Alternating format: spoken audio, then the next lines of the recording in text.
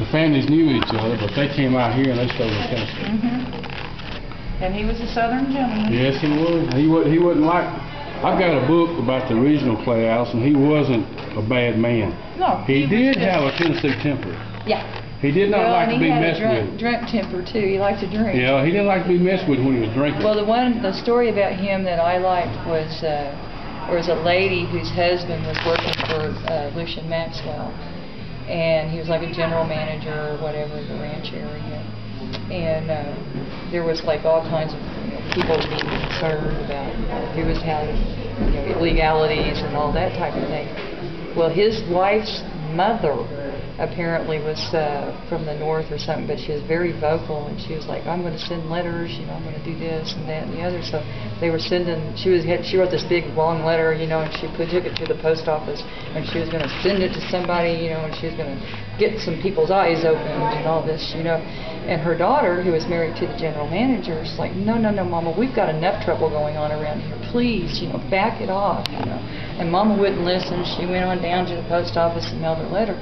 Well, her daughter went down to the post office. I can't remember her name. It was like Ada Mobley or something. Anyway, but she went down to the post office and retrieved her mother's letter, and they started to file charges on her. Yeah, they were going to arrest this lady, Clay Allison stood up and went in there, and he said, you file charges on that lady and you try to arrest her, there won't be a one of you left standing in the courthouse. Oh, wow. Well, he shot a guy in the corner in here in the bar, didn't he? Yeah, he danced naked. We're going to get us a beer. He danced naked in the bar? We're going to get us a beer. I wonder about him because I also read where they had a dispute. That's typical Tennessee. That's just typical redneck Southern. Yeah, but him and this guy decided to settle the dispute like gentlemen. So they went down to the graveyard and they built them a grave and they got them a headstone, and then they stripped off naked and got their knives and proceeded to fight until one of them was dead, which wasn't Clay Allison. But their deal was whoever won had to bury the other one and do it with a nice headstone. Oh, wow. Yeah. And I guess stripping, they couldn't hide any weapons?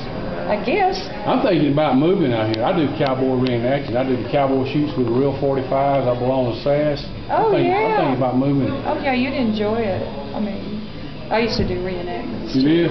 Yeah, I was in 1906. I done Civil War for a long time. I'm also a published author. I write books. Pelican's my publisher out of Great Louisiana. Okay.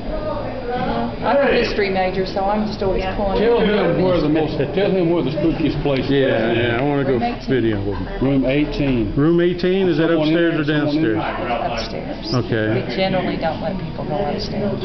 Okay. Just because we usually have some